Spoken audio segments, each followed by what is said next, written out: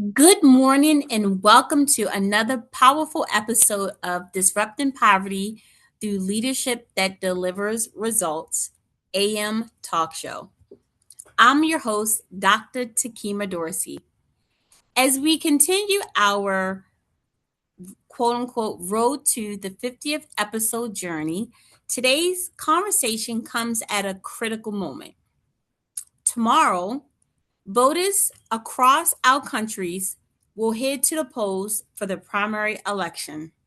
Whew, it's heating up here in my area. How about yours?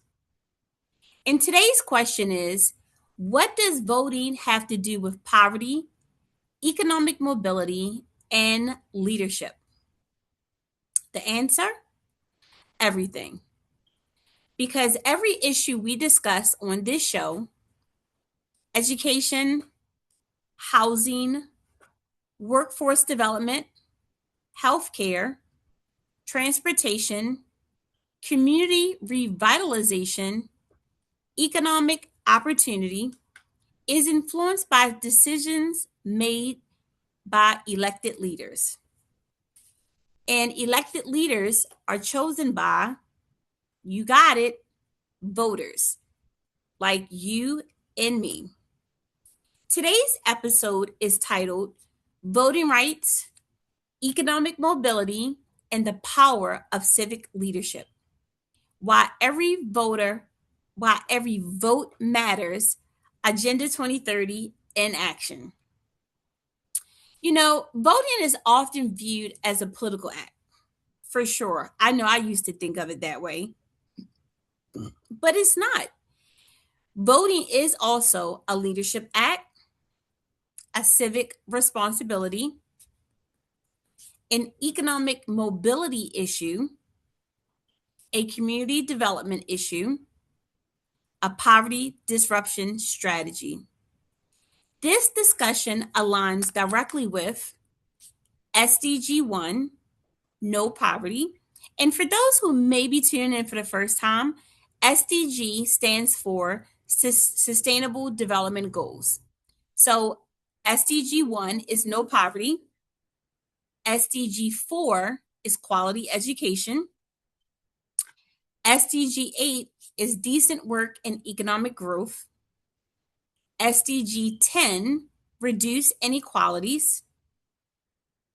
SDG 16, peace, justice, and strong institutions. And SDG 17, partnerships for the goals.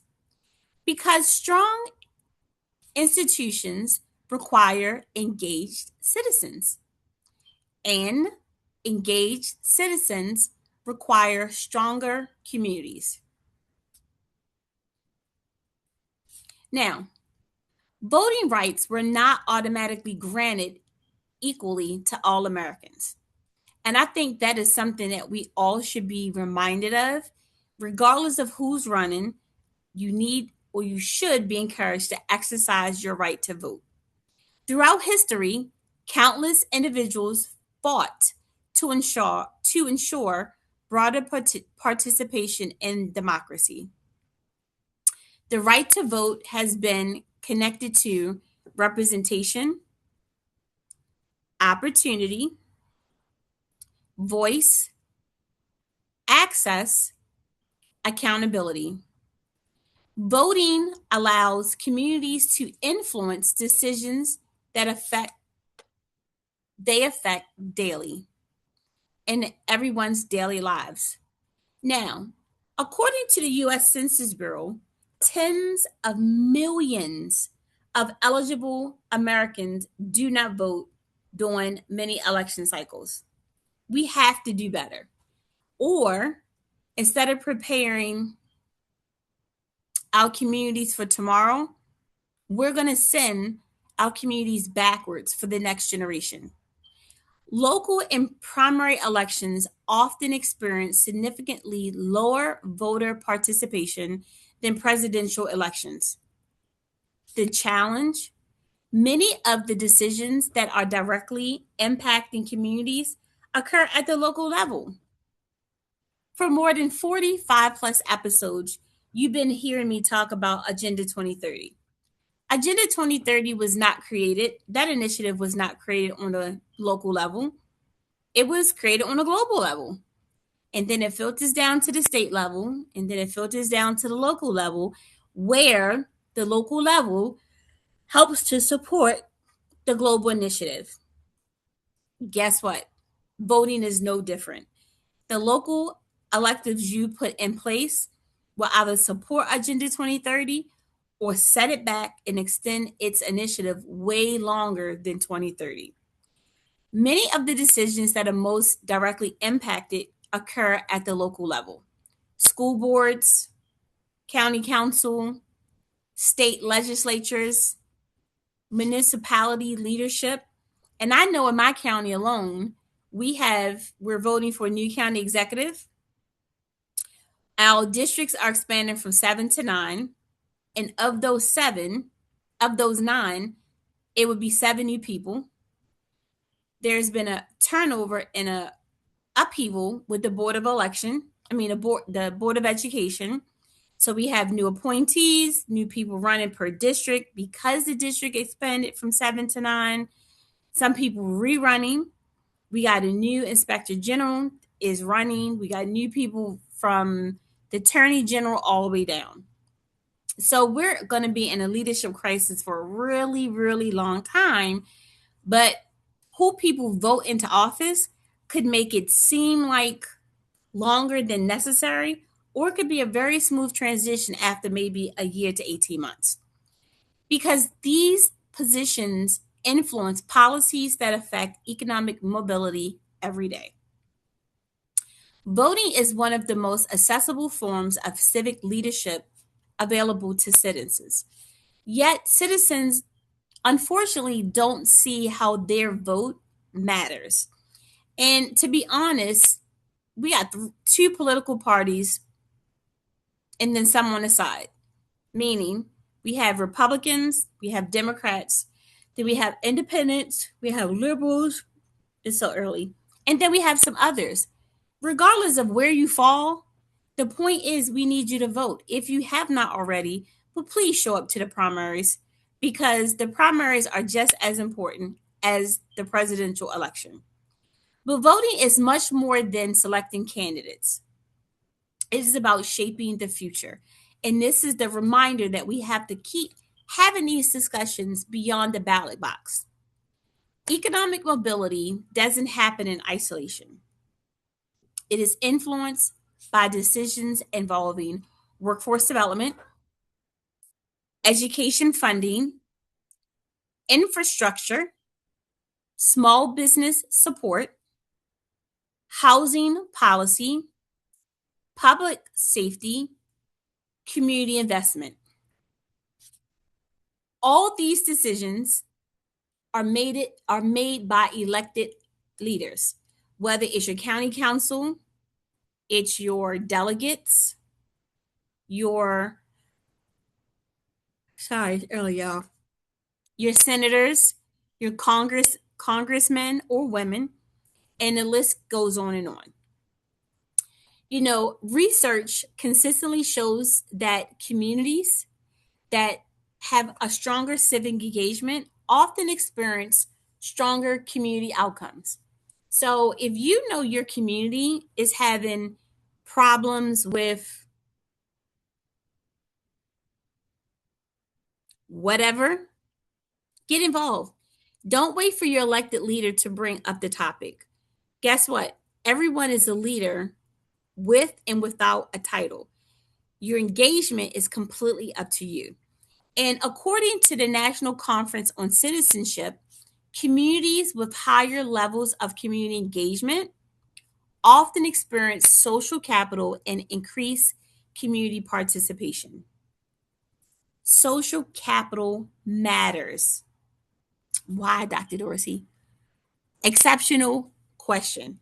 Because opportunity flows through relationships, opportunity flows through networks, and opportunity flows through community engagement. It's that simple, y'all. Communities that participate tend to have greater influence over the decisions that shape their future. We can no longer sit back and wait for others to grasp the destiny that we're holding on to and at what we want.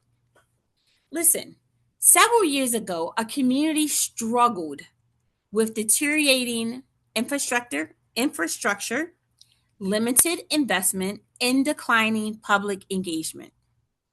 Residents frequently complain about conditions, but fewer attended meetings, fewer participated in civic processes, fewer voted in local elections. Then all of a sudden, something changed. Somebody got tired, of sick and tired of being tired. Community leaders began educating residents about civic engagement. Like now, through this podcast, right? Participation increased, attendance at meetings increased, residents became informed. Guess what? Over time, the community became more involved in shaping local priorities. What was the lesson? Great question. Communities become stronger when residents move from observation to participation. And this is why leadership development matters, right? Leadership is not limited to an elected office. Leadership begins with engagement. Leadership begins with participation. Leadership begins with understanding how system works. And let me pause there for a second. Most people do not understand how systems work. Most people don't care how systems work. But that's the problem. Anybody can be a Milli Vanilli, a one-hit wonder. A here today, gone tomorrow.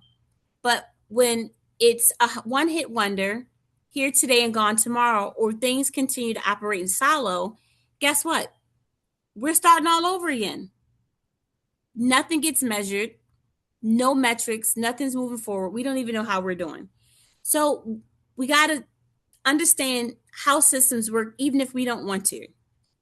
And according to the Corporation for National and Community Service, individuals who volunteer and engage civically are often more likely to participate in community decision-making processes. Why? Because they feel that they have buy-in, that they are part of the conversation and they have a seat at the table. Stronger communities develop civic leaders. And there are some very strong communities out there, but it's not enough communities with strong engagement. And that's where we need to shift. Showing up to the polls is making your community stronger, even if it's just for that day or standing in line for 15 minutes or 3 hours. Show up, because strong communities develop civic leaders. And civic leaders, guess what? They stay informed. Civic leaders participate. Civic leaders, they advocate. Civic leaders, they educate others. And civic leaders encourage engagement. All of these things are important, whether it's an issue in your backyard or it's a national issue that is trickling down, like Agenda 2030, from a global initiative to your local backyard. The future of poverty disruption depends on leaders who understand the importance of civic responsibility. You know, speaking to a colleague last week, she was telling me about this first time voter. Matter of fact, I have a first time voter, which I'm excited. My newly minted 18-year-old is also a first time voter. And I'm excited that he went through the process and knew who he wanted to, vote for without my help. Yay, me. Anyway, a young adult who attended a community candidate forum for the first time initially only planned to listen, which is a good thing, because in any candidate forum, it's so many moving pieces. You don't know left from right, up from down, right? But during the discussion, this young voter realized how many decisions were made by local leaders that affected education, that affected employment, that affected transportation, and community resources, right? And that's what the community need, these resources. That experience of going in to listen at this candidate forum changed the young voter's perspective. The next day, that young adult voted for the very first time. And guess what? The young voter was informed. Why? Because young voters showed up to a candidate's forum, decided to listen, realized the impact of what the candidates were saying, and decided to get involved and to engage. Years later, that same individual became a community advocate, helping others to understand the importance of civic engagement, right? Each one teach one. One experience changed the mindset. One mindset change created community impact. Leadership often begins with awareness. You know, as a parent of four wonderful young adults now, I mentioned I had the opportunity to help my youngest become registered for voting, and he actually voted. Well, this past weekend, I challenged him and we engaged in training to be election judges. So on the primaries this week, I will be a chief election judge, and at 18 years young, my son will be an election judge during the process. What a great way to teach him democracy on both ends, right? And Agenda 2030 provides a framework for why these matters matter globally. And one of the most important sustainable development goals is that of SDG, Sustainable Development Goals 16, peace, justice, and strong institutions, right? Because strong institutions require transparency, accountability, public participation, community engagement. Agenda 2030 recognizes that sustainable development is strongest when communities actively participate in shaping outcomes. Always more, nothing less, right? Economic mobility cannot thrive without strong institutions. And we're not talking strong institutions just as a community college or a 4-year college or a trade tech school or a school system. Your communities are filled with institutions, right? It's an institution in itself. Strong institutions also cannot thrive without engaged citizens, you, me, and everyone around us. Because participation strengthens democracy. And showing up is where we need you to be during the primary and in November and beyond the ballot, right? Participation also strengthens communities, and participation strengthens opportunities. You know, tomorrow's primary election is not simply another date on a calendar. Now, in some states, you've already had your primaries. In some states, your primary might be after tomorrow. But where I live, tomorrow is our primaries. But as any of these primaries are far more than another date on a calendar. Why? Because it is an opportunity. It's an opportunity to participate. It's an opportunity to engage. It's an opportunity to help shape the future. You know, as president of the Randallstown NAACP branch 7032B, I've had the privilege of helping facilitate candidates forums that connected residents directly with individuals seeking public office. Matter of fact, in our county, and I think even in the city, we were the first ones to launch the candidate forum, first with the county executives in October 2025. Then for those newly running, that had registered through the Board of Election at that point, but had not held office in January of 2026. And then our third one, which was 5 months later, was really focused on the incumbents. But because we didn't get the turnout from them the way we wanted, we opened it up to those who had registered after our January forum and filled the place. And the public appreciated because we were connecting the dots for them because we have so many people running and so many positions open in our county. Engagement. What we learned was simple. People want information. It takes time to host an event like that. Also, in the middle, we had a Save the Vote, Save the American Votes virtual webinar. So, people want information, people want engagement, and people want opportunities to ask questions.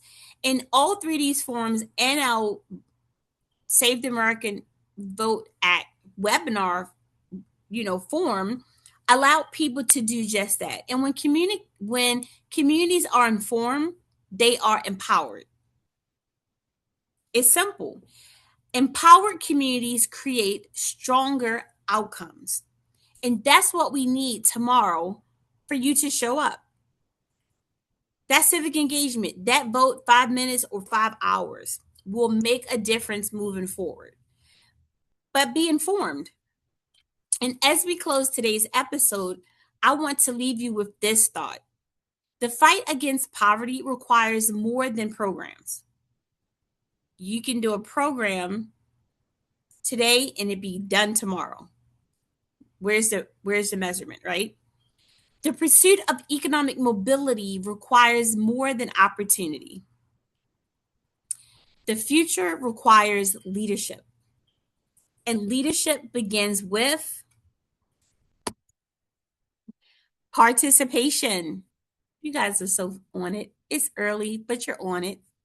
Tomorrow, whether you are voting for the first time or the 50th time, remember, your vote matters, your participation matters, your community matters, and your engagement helps to shape the future. As part of our Road to 50th episode journey, I want you to make a plan to vote, encourage someone else to vote, stay informed about community issues, attend a public meeting this year, and continue building a culture of civic leadership. Because the future of our communities is not determined by a handful of people. It is shaped by all of us. I'm Dr. Tekemia Dorsey. Thank you for joining me for this episode 46 of Disrupting Poverty Through Leadership That Delivers Results AM Talk Show. And remember, leadership that delivers results starts with engagement, participation, and a commitment to stronger communities for future generations. Hit the subscribe button, like it, download, rewind, share it in your community, take some nuggets, apply them to your lives, and most importantly, show up to the primaries and vote. Until the next time, have a great day. Appreciate you joining in. Make sure you get some walking in and a great breakfast, and I'll see you on the other side.